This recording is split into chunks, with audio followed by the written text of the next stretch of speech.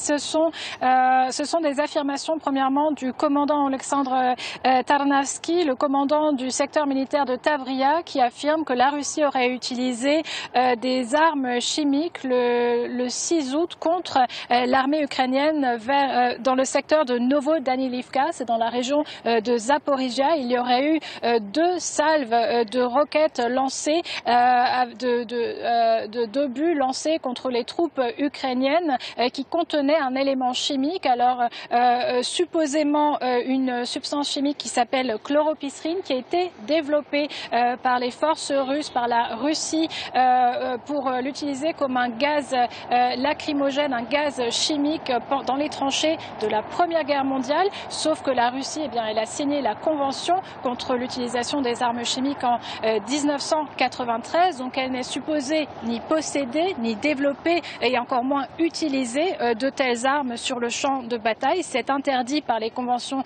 internationales. Donc ce n'est pas la première fois, comme vous le mentionnez, que l'Ukraine affirme que de telles armes ont été utilisées sur son territoire. En décembre dernier, c'était la marine ukrainienne qui affirmait que des grenades comportant également cette substance de chloropysrine avaient été utilisées contre ces troupes. Et ce produit chimique, eh bien, il a des conséquences sur la santé. Je vous propose d'écouter un médecin que j'ai rencontré la semaine dernière tout près de Barmout. Il explique les effets sur la santé des patients blessés qu'il reçoit. Récemment, la Russie a commencé à utiliser des armes chimiques. C'est pourquoi on voit parfois des soldats arriver chez nous avec des symptômes d'essoufflement et d'irritation des muqueuses, des yeux, de l'oropharynx. C'est une sorte de... On ne sait pas encore, ou plus exactement, l'arme n'a pas encore été entièrement étudiée. Mais on constate que des gaz lacrymogènes sont utilisés, de la poudre jaune est utilisée.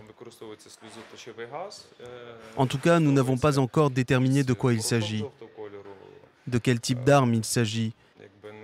Mais ce que nous pouvons dire, c'est que ce type d'arme chimique a été utilisé à plusieurs reprises. Et ce n'était pas le cas pendant les premiers mois.